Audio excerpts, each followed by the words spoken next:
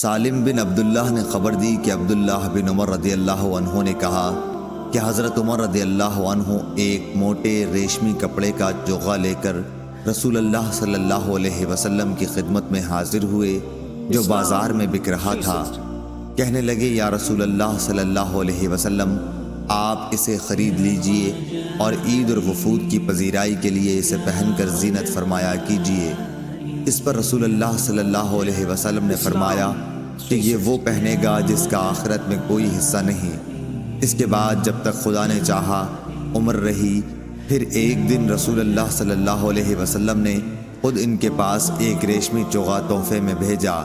حضرت عمر رضی اللہ عنہ نے اسے لیے ہوئے آپ کی خدمت میں حاضر ہوئے اور کہا کہ یا رسول اللہ، آپ صلی اللہ علیہ وسلم نے تو یہ فرمایا کہ اس کو وہ پہنے گا جس کا آخرت میں کوئی حصہ نہیں، پھر آپ نے یہ میرے پاس کیوں بھیجا؟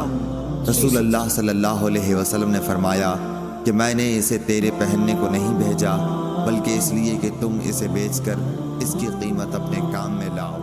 صحیح بخاری حدیث